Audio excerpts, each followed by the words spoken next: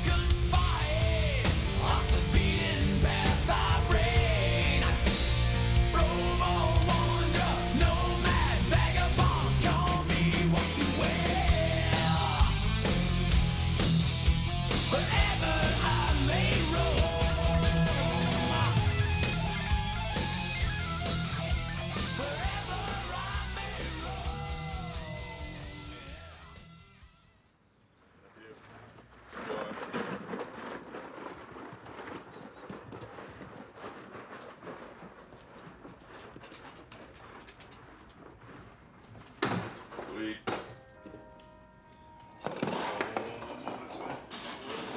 Where's the, To me, this is the holy grail. This is a massive, kind of what kicked off season 2 for me.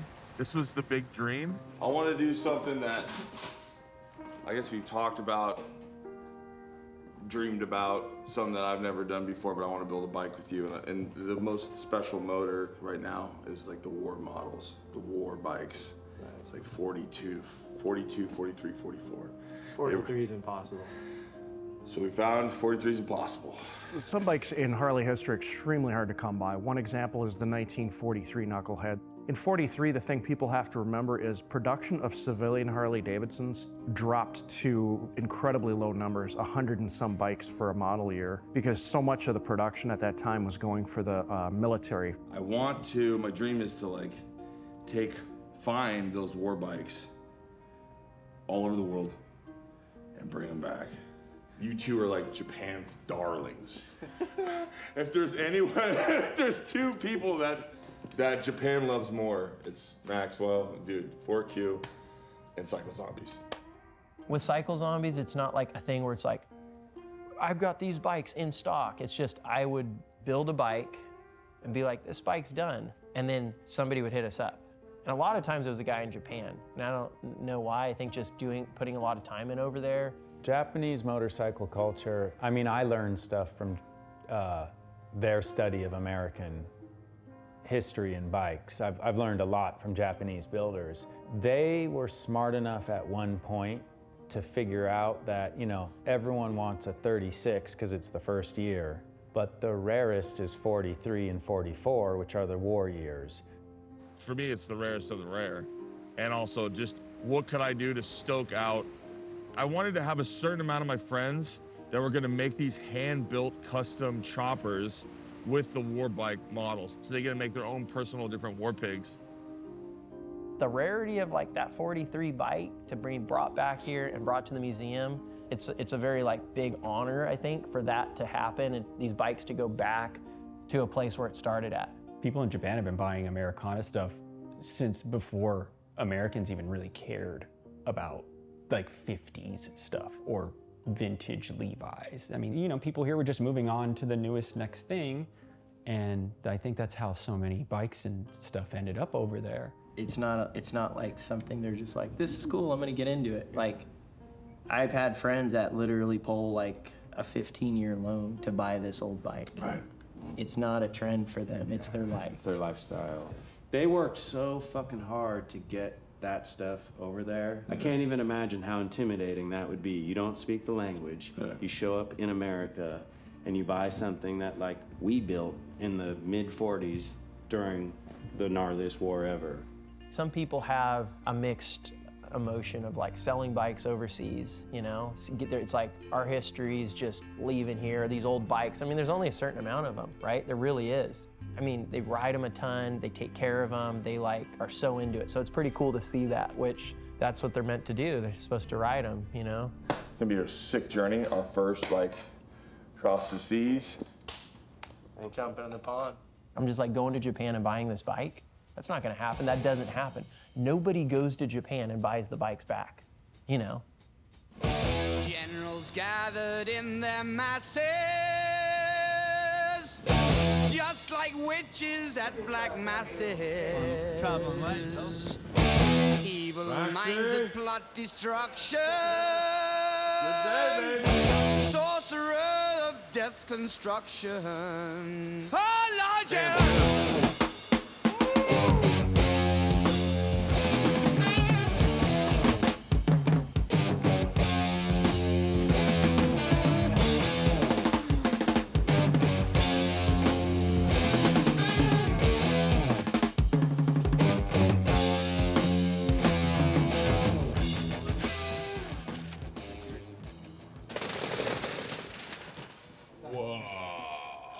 I don't know. I'm not gonna lie to you. That's one of the prettiest.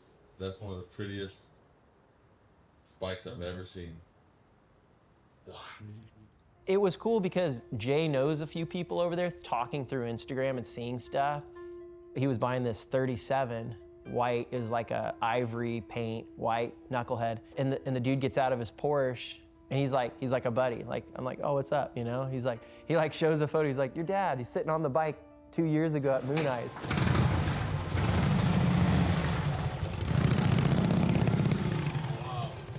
That 37 is probably the greatest stock bike I've ever ridden in my life. That thing is like, it is perfect. That was like, we just landed.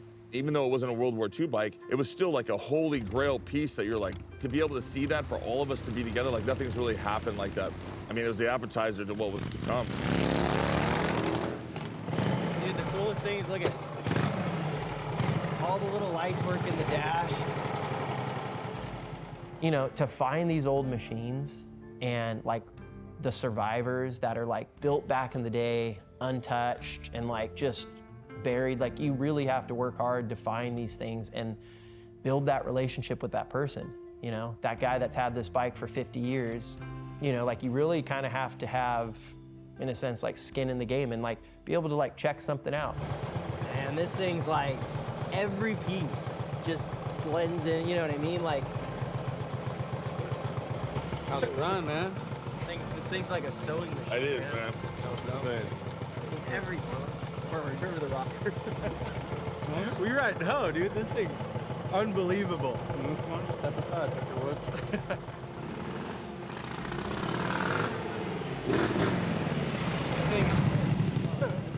Japan is like a culture that like, I feel like the people over there really pay attention to what's going on. And I think they do pay attention to like that kind of like timeless essence of like something that's, you know, it's not just like a quick hit. When I saw this on eBay, I fell in love with it. I didn't know where it went, and then Eugene ended up with it, and now you've got it. Now I'm bringing it back. We're gonna bring it back. We're gonna put it in the Harley Museum next to the 36. The green and the white. Queen ivory right there, baby. Wow. He was saying It's perfect. baton. Baton, yeah. Baton. He's the fifth baton. He's passing the baton on to you. I'm six. Six around there. It's my favorite number! Yeah, the 6th baton. I dig it. The anxiety of meeting a collector and like in hopes of trying to let them let go of something that is so dear to them that they've hunted and they've looked their whole lives for it. In some ways, it's like an identification, like something that's just, it's so important, it's so rare, but be like, dude, I'm gonna put it here and I'm gonna take it back to where it came from. Eugene's house, baby. We got the King Ivory. Ooh, Queen Ivory, actually, is a woman, huh? Queen Ivory. Woo! Silky's her name. Yeah. Man, You feel great? I feel great. She's beautiful, man.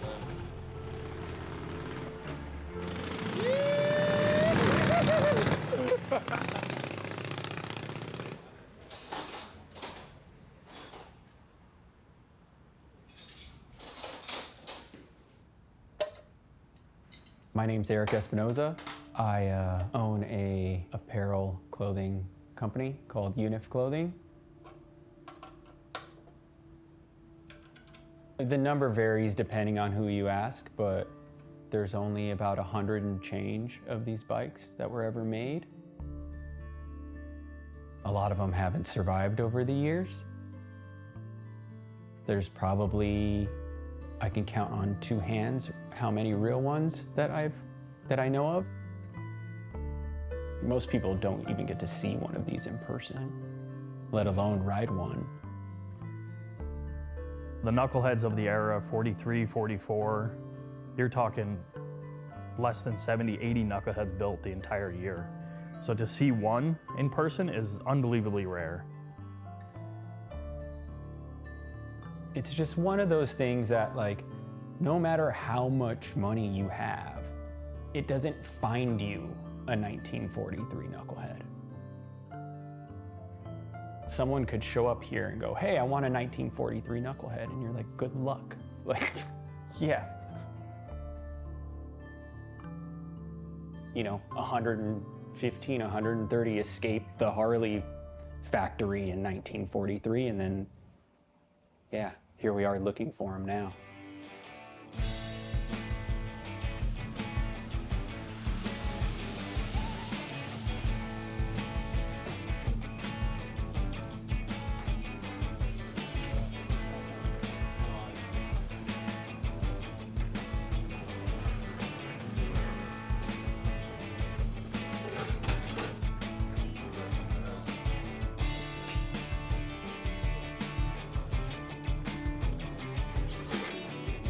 There were some bikes he really wanted over there. The #1 bike he wanted was this 43 original paint that our friend Gak had from Hogholic. The craziest part was what Jason wanted was not for sale. That's a friend of mine's bike. Basically, he's like, let's go there and I'll try to charm him, which Jason is charming. But you know, you're buying a bike that's original paint and one of 12 or one of 15. 第二次世界大戦のあたりのモデルっていうのはもう世界的に希少とされてて、もうそれはまあもちろんアメリカが一番たくさんありますけれども、日本とかヨーロッパとか各地にもう点在してて。Kota from Roller Ripper magazine, he's like good buddies with Max. You know, I've known Kota a while, and Kota's good friends with, you know, Gak.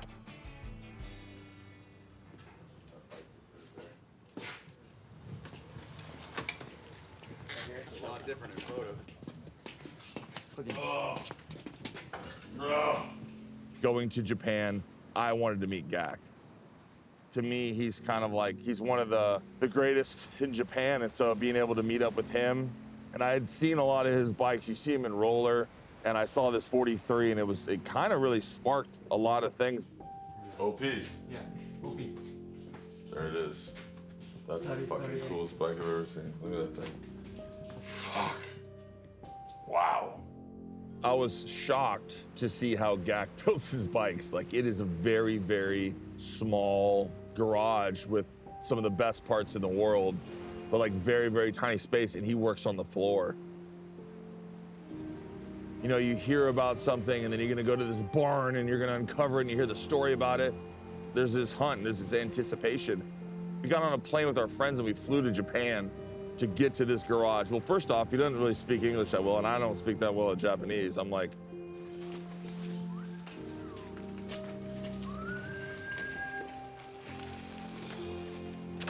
That thing's beautiful. oh, Man. Good guess? Gosh, that thing's so cool. So cool. Gak's like, I've known Gak probably 17 years or something like that. Gak has slept in this house before, like 10 years ago, and I didn't really understand Gak. You know, it's, chopper builders are, some are glorified for the right reasons and some are glorified for reasons I can't explain. Gak is very involved in the history of choppers, and he's been collecting that stuff for, I think, 30 years. He has really good taste. Gak's big balls have already done to the top of it. Yeah. Your balls dent this? Hmm? Oh, my ball? Yeah, big. Yeah. Big dent. Too big. Too big. You too. Me and Max, like having these existing relationships makes it makes that transition a little smoother, and that sale where, you know, Jay's not like, hey man, here's the money, see you later, I'm out of here, you know, which that's how it usually goes, where Jay's like, we're gonna ship this bike back to America. I want you to come, I want you to ride the bike. Like, you're gonna experience like riding cross country to the Harley Museum, and this bike's gonna go in the museum. Whoa. Whoa. Bro. It's got my tattoos on it, bro.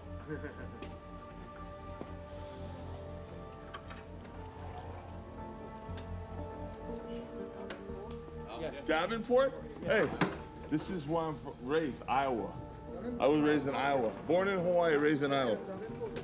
Bro, Hawaiian tattoo from Iowa. Fuck, that's cool. すごくジェイソンって人はすごくカリスマ性があってフレンドリーでなんか人を引きつける力があるからそれはやっぱそのジェイソンの巻き込む力その言葉の壁を越えたと思う。Just being there, I wanted him to understand how like much this meant to me, what an honor it was. Like he wasn't accepting any offers, and Kota, it was like he helped seal everything because he was really the translation between, you know, me and Gak, and I think Gak saw how much I appreciated everything. Gak, maybe you sell this to me, maybe. Thank you. This is same, right? Hey. In my head. Oh, in the head, same thing. Old stuff. That's the reason he sells it for you. He's gonna make.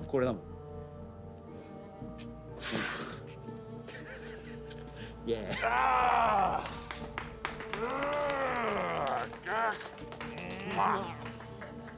In a sense, at first, I think they were like, oh, this guy just wants to come over here and buy the stuff that we've bought. And I was like, even telling Gak, I'm like, this guy's into it. He's not just some collector guy that puts them in a warehouse, you never see him.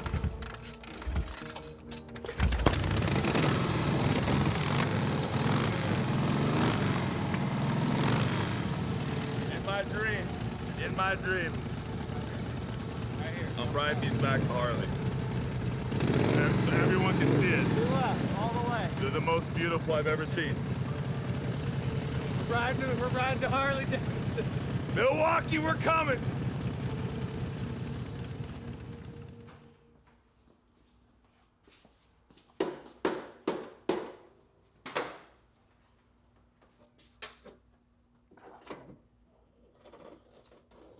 My name's David Polgreen. Occupation for my day job is I'm a lawyer for a company called the World Poker Tour. This is a very rare bike. It's the second rarest of all the knucklehead years. And in '44, they made less than 500 of them. Eric and I got the two bikes in a pile that we bought together about 5 years ago. And he mentioned to Jason that I had a 44. And he just FaceTimed me like immediately, like. I mean, I met Polgreen through Espinosa, and those guys, they definitely, you know, they hunt together and find all these really rare parts. It starts with a motorcycle, and then you just fall in love with these people, and you like become buddies with them. It was presented that he had a 43 and a 44. It was like, dude, let's do this, let's build it up.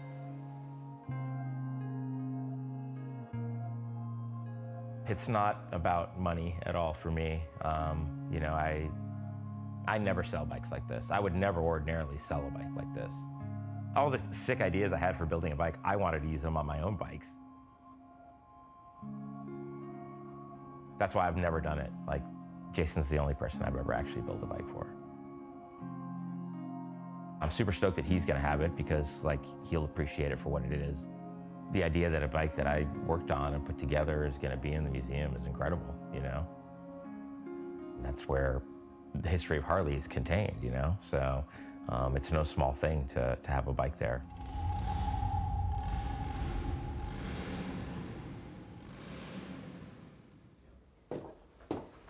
We had so many builders, but I wanted to be able to give some of my cameras to a couple of the builders to document it. And so Max and Scotty were the ones that I wanted them capturing the whole build. I was always into photography. I built the pinhole camera as a kid. It's one of my first loves. Photography, like, I never thought I'd become a pro skater. My plan was to become a photographer for skating. I got my first couple paychecks from skating. I had this kind of like bucket list where I was like, man, Leica M6. So I go to a camera store, I buy this Leica M6, but I was so scared to take it anywhere and shoot it in Oakland because I'm in Oakland. And it's got that big red dot on the front of it. I put tape over the dot, but I think most of all I was intimidated by the people I was around. Then I meet Jason and he's like throwing them around. Like, I mean, he'd toss it across the table and I was like, that's punk. Mine's locked away in a toolbox inside of a safe inside of silk. So we're in Japan and I hook him up with the bike through GAC and he decides to hand me this 1958 M3. When he handed it to me, he said, don't keep this one locked away in your toolbox.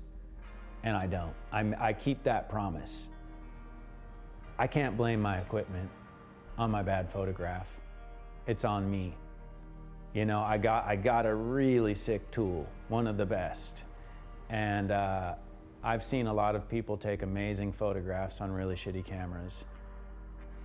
This is my favorite type of photography, really. You know, it's like you're not trying to win any awards or blow any minds, you're just documenting a time, a special day that you'll probably end up forgetting because new memories will come through.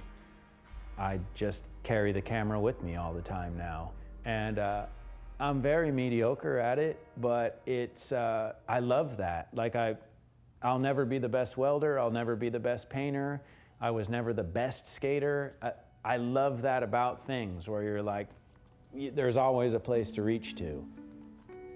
The lens has already started to brass. The brass paint's coming through the black lens. I start going down the rabbit hole of the Leica brassing and all these famous photographers that carried those things throughout their lives, and they would just, the brass would come through the black paint so beautifully. So then I said, well, shit, I'm gonna brass plate a bike and paint it black and make it look like the Leica.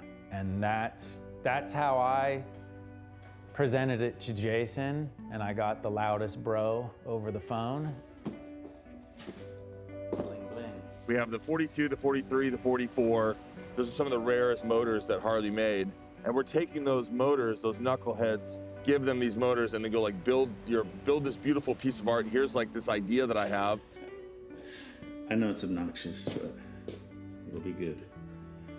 Man, you can get so lost in building these because, you know, I'm a painter too, and this one's really inspiring me because I'm working on all these different finishes. It reminds me of one of my first bikes I built, the 4Q bike, where I was on a budget and I was just so excited. I would wake up like 8 a.m., go right into the garage and just be there all day. I mean, God, dude. That'll be cool. These fucking things, man, like, it's super cliche what I'm about to say, but you'll hear a lot of people go, it takes one part and you get an idea to build a bike. You know, with anything, you put so much into it, you have to, it changes, your love relationship with it changes, and I've actually just, this thing is built in my head, which feels so good. The only color on the Leica is the red dot, and I was like, man, I kind of want to do something with red, and so, but I want it to be black on top and have the red come through. I'd have to go into the sun here. So that'll wear through with time too.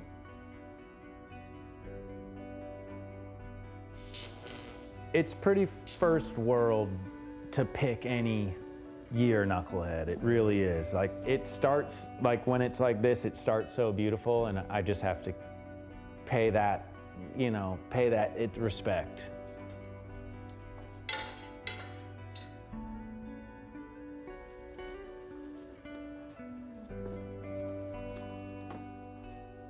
The one thing I'm learning on this build is parkerizing, which is this chemical finish. So I'm putting most of the steel parts for this bike into the parkerizing solution to make them that black gunmetal finish.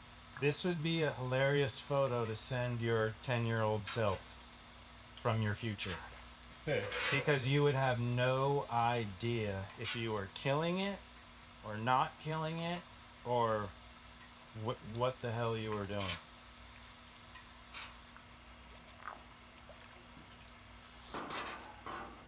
It's super cool to think that it's like almost as protected as chrome too. Like there's a layer on there that will keep it from rusting and give it this finish. Yeah, that's neat. I mean, Jason said, go nuts, so I'm going pretty fucking nuts on this thing. I'm doing some things I haven't done before.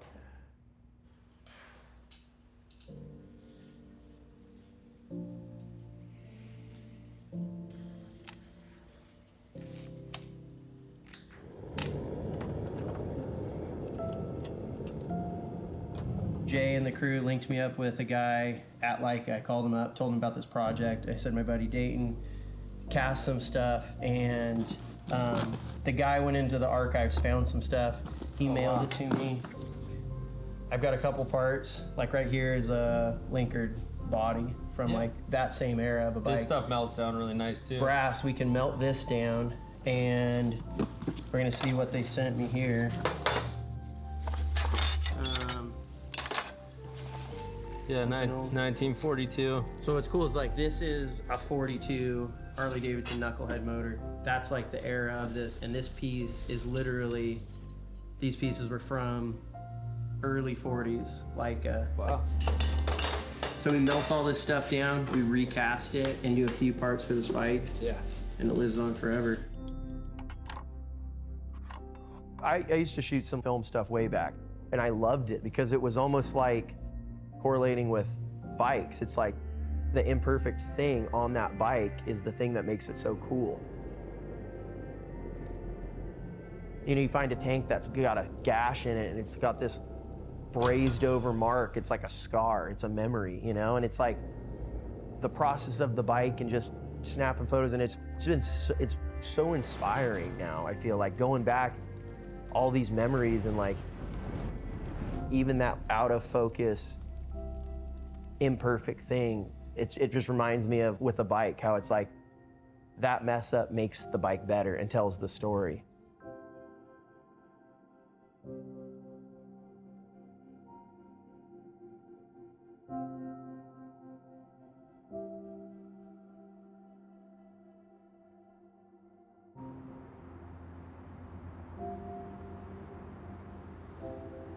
Let me see. Oh man. Let's take the tour. Oh. Yeah, check out. Oh, I've got a lot of bikes. Gosh, Taka, you just keep growing. It keeps growing. This wasn't here last time we were here. Oh man. Can I have a beer? It was really cool. We got to go over to my buddy Taka's shop, who I'm good friends with. He's like, he really is the real deal. What year is this? 45. He's 45. It's for sale? No. Maybe. Maybe? Maybe. Maybe, yeah.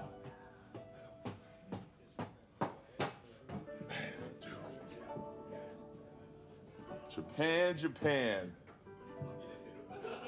You know, Taka was really into storytelling and like finding these old bikes and like resurrecting them and kind of like bringing them back to life and finding new homes for them. And that was a very similar thing. That's where we really kind of, I feel like, connected with was like, I mean, Cycle Zombies, it's always like kind of like the story. Humans are so weird. Sometimes we get these downloads about certain people, like, or bands or whatever, like, oh, you shouldn't like that band, that's not the original singer, right? You go in jaded, and I hate that about us and, you know, people in general. Taka came in, I heard about him, he came by here, and I didn't know, like, is this guy cool? Is he uncool? Should I like him? And then you turn off your bullshit and you realize you're looking at this human that's so damn sweet. And he came into this shop and he goes, man, it feels really good in here. And I kind of was like, what do you mean, like the temperature at first? And he's like, no, it feels really good in here. This place is really magical, or whatever he said, because sometimes I love that Japanese translation so much. It's like so funky and real. Bro, hey, Scotty, Max, did you see this? Where it's actually buried under the earth? Yeah, Look at I saw the video. Look at that thing, man. It was next to the bus. They drug it out. Yeah. Could you imagine? Yeah. Anytime I've gone by his shop, here's a bike to ride. No questions asked. He opens his whole shop up, and half those bikes are his customers' bikes. And they love and trust him enough to let these Americans bop around on their bikes. Wow. Yeah, who's that guy? Japan's finest. Only white Japanese right there. That dude is such a sweetheart. I don't know a better word for him, but like old soul, sweet person, just amazing. But we're gonna try to get the originals too. So That's why we're here. but we want to come. That's why we're here. We're here. What do you got? Trying to make it, but also Hey, you always come to the shop, we sell you stuff. Now it's the tables have turned. Always. I think that's one of the most beautiful things is like being able to go to an artist's studio. You get to see that the world that they surround themselves with so they can feel comfortable, so they can feel chaos, whatever it is. It's equally as important to see Picasso's like art space as it is seeing his painting. So Imagine jamming across the country. Yeah. You too. This guy rides. Yeah. That's great. Yeah, but I'll think about it, Jason. Sounds good. Yeah. Sounds good. We gotta go for a ride. Let's go for a ride.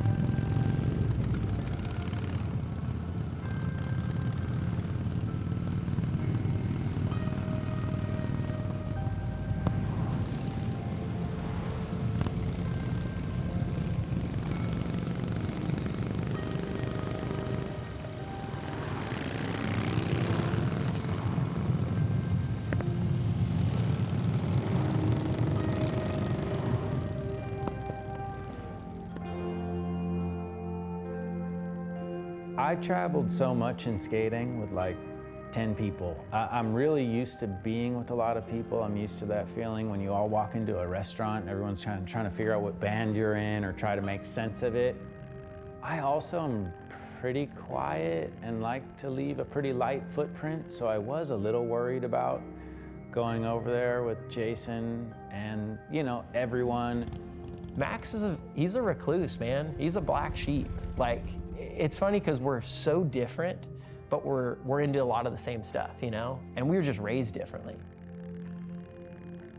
I like to live 350 miles from the Mecca, and I like to be left alone. Seeing the stuff he was doing, the way he was riding his bikes definitely influenced me. He was like kind of that like hero dude. I hate that word hero, but like he was a cool dude, you know? And I looked up to him.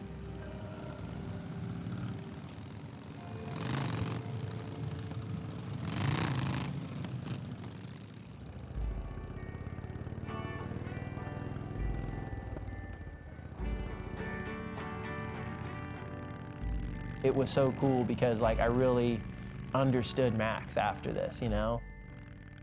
I told him, I'm like, dude, like I've looked up to you for a long time, you know? And just the bikes you build, the way you operate. That was one of the bigger takeaways for me from that trip. I'm a little bit of a outsider in this scene by design. That doesn't mean I don't like you. That doesn't mean I want to be invited. I want to be invited to the party. I just want to, you know, then decide if I want to go or not. It's because of anxiety and it's because of the way I was raised. It has nothing to do with not appreciating someone or not liking someone. You know, I've learned that through Jason, and he's gotten me around people more. One of the best parts of that trip was like feeling like I belonged to something, which I do belong to, but like, you know, being reminded of that, and it was great. I mean, it was an incredible trip.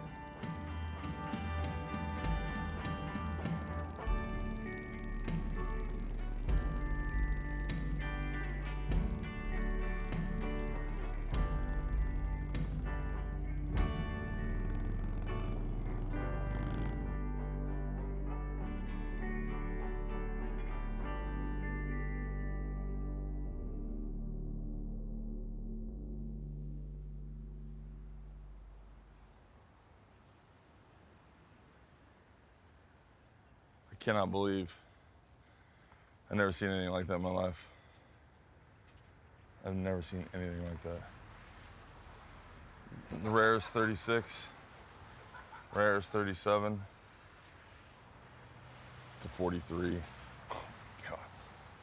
All black 43, 44, 45. God damn, man.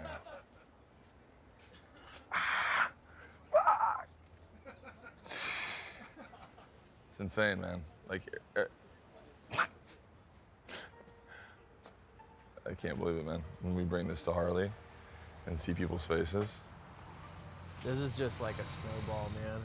This started off so small, coming out of your mouth, your idea, and just sitting here with all the bikes and the friends. And I mean, like, how hard they've worked to find these things, and someone's found them. And we've known Gak a long time, and Taka, and, you know, everybody. And it's like, to get to, like, connect the dots with you and this and the bikes, it's like, that's, I don't know, Max, right? Yeah. That's yeah, like, first thing we said was we have to respect these guys because Gak, Taka, I don't know, just met Eugen last trip, but they're ahead of the curve. You know, like, Gak knows more than us about this stuff. Like, we look up to him. He's an influence to us. And when Jason came up with the idea, I was like, well, this is an idea, but ideas don't always come to fruition. And then Gak wanted to play ball. Eugen wanted to play ball. You know, we have money in a Starbucks bag, and they're letting us ride these bikes, and it went down. It blew my mind. And I mean, honestly, like, it brought Scotty and I closer. I know Gak better now. Eugen gave me my favorite helmet that I just have displayed. And then, you know, with Taka, it was, he's always open arms. You know, it's so cool, man. I never thought the idea would go this far. Yeah. Thank you, everybody, for doing this, because it's just, since I was 19, I've been looking at these going like, oh, wow. And I'm 45, so a long time to just, I've never seen all this together. And I'm really excited to bring it on home and then just tell Harley thank you. And then tell all my friends and get everybody together, because I love partying, so. Let's have a good party. Yeah.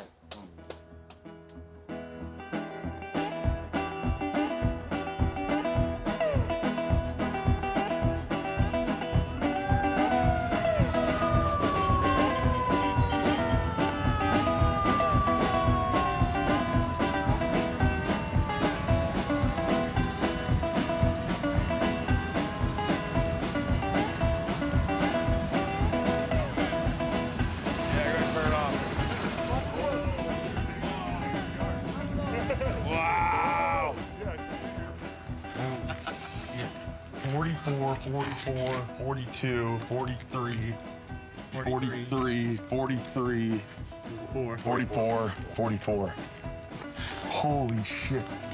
Being able to see this lineup of the most rarest of the rare. There's never been this many war bikes ever put together. We got ourselves an army. Pole Green, get over here. Oh my God. It's hot. Look at that, red. Dude, those bars are, what are these bars? Flanders number 11. These are the best. That's amazing. It's for gorilla arms like you. Jesus, bro, it's just beautiful. All original paint. Yeah. Bad. Bad.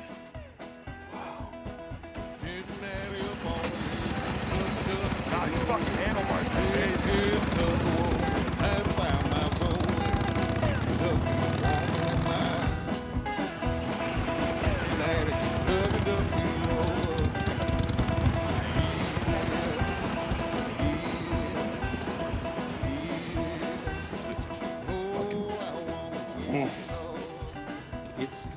I mean, for like a 43, it's the most simple and the best, like, in my opinion, this is like the best one. This thing is sick. Just because it was all stripped down. Just because it's just like the bare bones, you know? Like what you would get if you were lucky to get one. At that period in time. Pressure, Eric. one's watching you now. It's only the show's only 45 minutes. So. Wait, are you guys filming? Yeah, we're filming it. Those beach whippos Sorry. You push the horn while you started, like you hold down the horn. I think you might be below the factory recommended weight. Are you guys gonna show this on TV? I just want to say before I had to kick my bike 25 times, it started right away. First or second kick every time.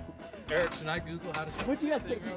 It says, my points are I what? think there's a YouTube Put a video. little bit of fucking balls into each kick. One. Everybody who rides these bikes, they know there is that time where you're just like, what are you doing? And sometimes I think it's like, it's the universe saying, just wait a minute before you get on this thing, and then, you know, and then it works.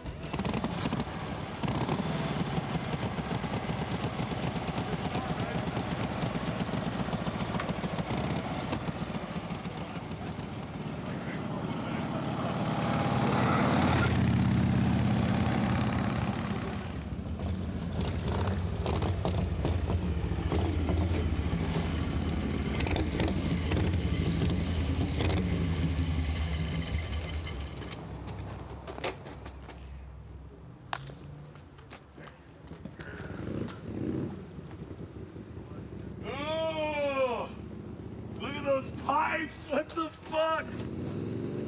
What the hell? Holy shit! Central 42. Hi, Davidson.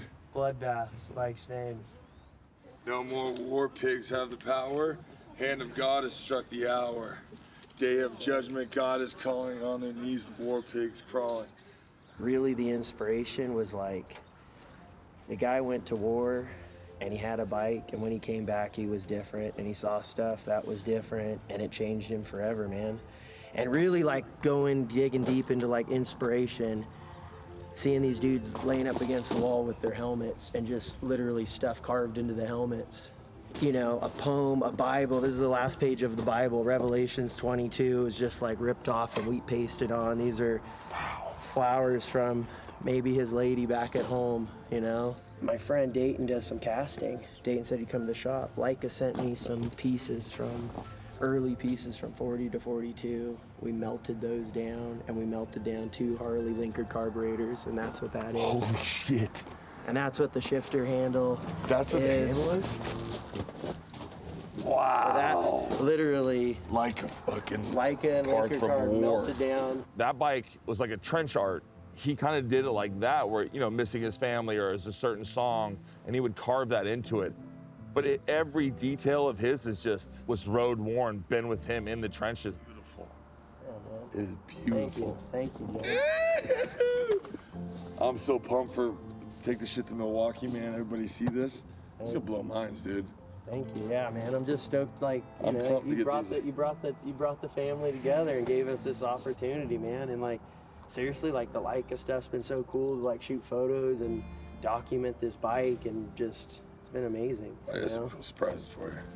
Dang. I don't know. Jay says he's got a surprise. It makes me nervous. I love you, dude. It's Love you amazing, too, man. Hey, I appreciate all. Building this bike, it was a hard one just because like I really wanted it to be something special for what we went to Japan, and just pulling all this inspiration, you know, and to have that like final product and getting to rip it and like really put some miles on it and really break these bikes in. That's what it's about.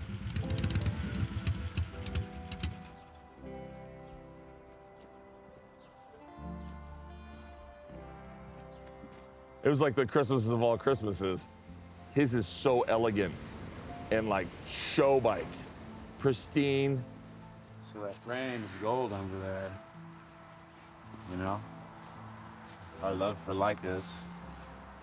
First thing I did 6 months ago was brass plate this frame. And I want this thing to like be a story. You know, like these pipes are gun glued, they're gonna start to rust. Tank is 70-year-old lacquer. Look, I spilled gas on it, and look how sick that looks. It matches the cap. These lights are, I think, French off an old airplane, 40s. But like, You just opened the book, and this thing's just gonna turn into something else. I mean, we could check the frame, we could carve something in the side of it right now, but you see where it's breaking through here already? On the neck, right? Just like your Leica, just like that top where you wind the Leica, you know?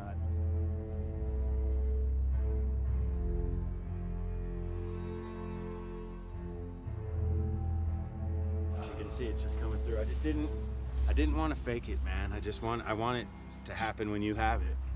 I mean, and that's the way it should happen. Yep. Yeah. So 1940s dog whistle. And that little thing, little charm. What's his headlight? Oh, it's the best. I don't even want to say it on camera because I don't want everyone. But it's yours and you have it. No. Dude, this bike is. When this thing gets broken in, so this is gonna keep red and it's gonna go. So this part's gonna go red and that part's gonna go brass. Frame will go brass, and then the seat, you know, is that red burgundy oxblood with black over it, just like the paint. Tank, fender, and these are, you know, that's old Harley stuff, so it's gonna do it. It's already doing it. Wow. Yeah. That's your best.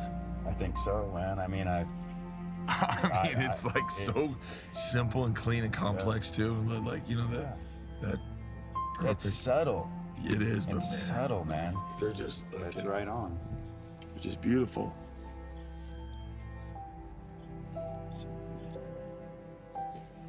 Love you, dude. Love you too. Thank you, man. Yeah, man. I'm so glad you like it. I love it. It's so complex and simple. Yeah. Damn, bro. I'm really happy, man. I'm really stoked. Like, I missed it so much the day it left. I just couldn't wait to see it again.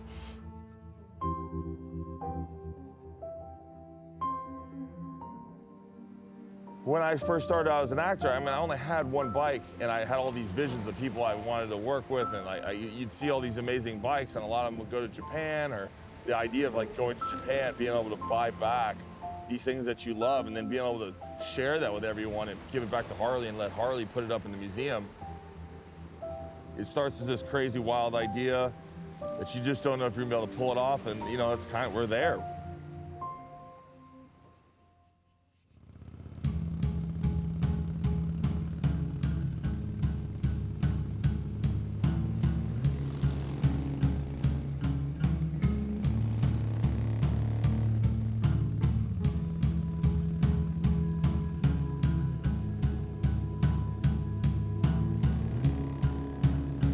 There's this one quote. On the way out here, I opened this book that I'm reading. It said, "There is a race of men that don't fit in, a race that can't stay still. So they break the hearts of kith and kin, and they roam the world at will." And I was just like, man, that's the roamers, that's it. Like, we can't sit still.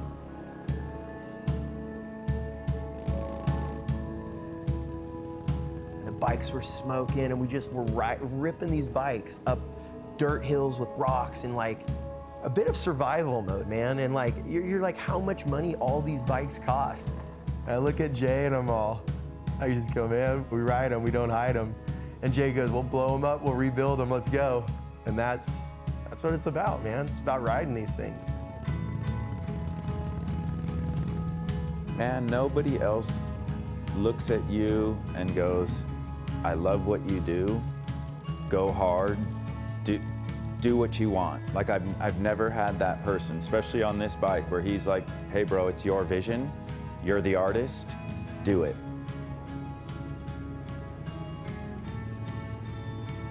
And Jason gave us the popcorn trail, you know, where he's like, come on, let's go. Like, follow me or branch off and tell me about it.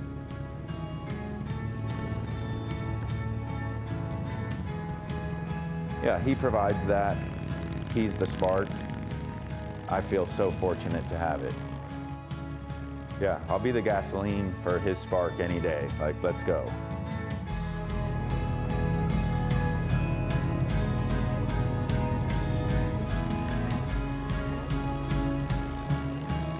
アメリカから日本に持って行ったバイクをまたアメリカに戻して、しかも博物館に入れてくれるっていうこの流れって日本人である僕にとってはすごく普通じゃない、ありえないこと。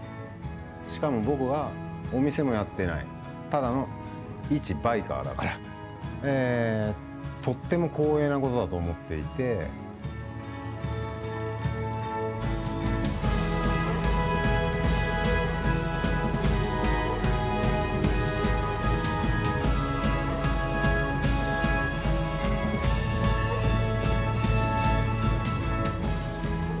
Those moments that just punch you.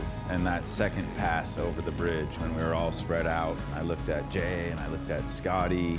That was a punch, man. And the best kind of punch. Like that felt like it all zapped together at one point. I had the chills.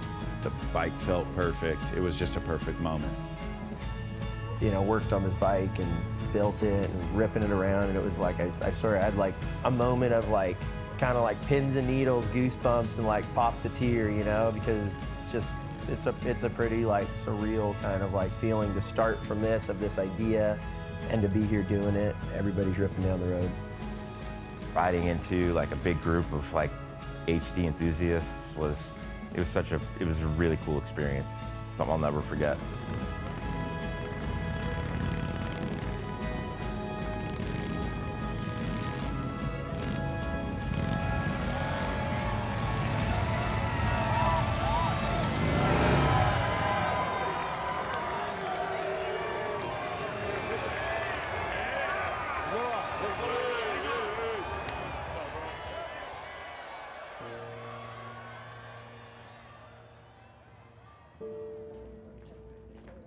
The motorcycles that are downstairs that Jason brought here, really for us as a company and as a culture, they offer a window into our past.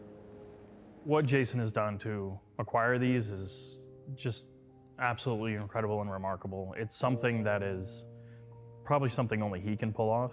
You have to have a network of individuals and friends that know a person who knows a guy whose aunt had this motorcycle or whatever it might be. To have that reach that he has, I think this could have only come together thanks to him. Baby, you're home. I mean, these bikes are about as rare as they get, and for them to all be in one place at one time, that's really one of the reasons this place was built. With Harley-Davidson, what you have to remember is heritage is, the motorcycles are our DNA. This whole thing has this meaning because it's where the machines were made. And it does matter, and it does mean something. It's all just come together, and it's feeling really powerful. 夢を語る人はたくさんいるけど、本当に実現する人ってなかなかいなくて、ジェイソンはその夢を実現して、それはやっぱ彼のいつもポジティブな気持ちと友達、周りを巻き込む力、その2つを持ってるから彼は今回のことを成し遂げたんだなと思いました。感動しました。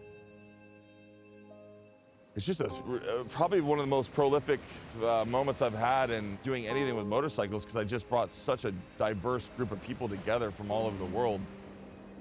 Wow. Oh, Yeah. so cool. But this is everything I love.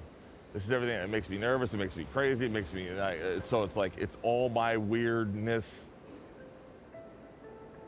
riding into Harley with all the best of the best bikes and be able to put them in a museum. It's like, I got nothing left.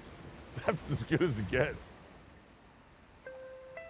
And then at the same time, having my son, being able to have my son ride and learn from some of the best of the best, it's a special moment. You know, it's a pinch me moment with my son.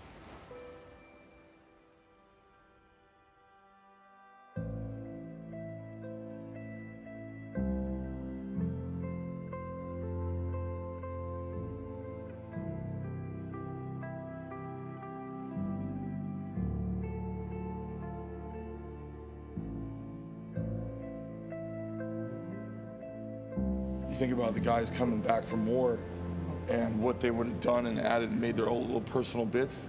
Your bike is totally different from Scotty's, which looks like a fucking, you know, some trench art, to Max's is fucking beautiful and sexy and gorgeous. And then like you're Matisse and Picasso, like Rembrandt, everyone has their own style, and be able to do that and do the stocks, like, I'm excited for, I'm pumped for everybody to see it today, man. So What a vision. thank you, everybody. Hey, yeah. Thanks for making that dream come true.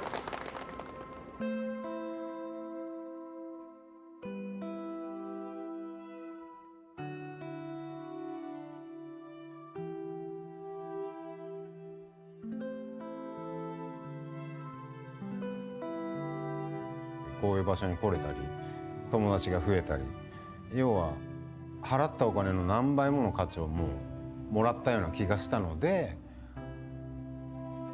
本当であればあのバイクをずっと持ってるっていうのがセオリーなんだけど、あれを手放すってことをしなければ今回ここで走るってこともなかったし、それをすることでやっぱりこういうところに参加できたっていうのが、まあバイクは失うんだけど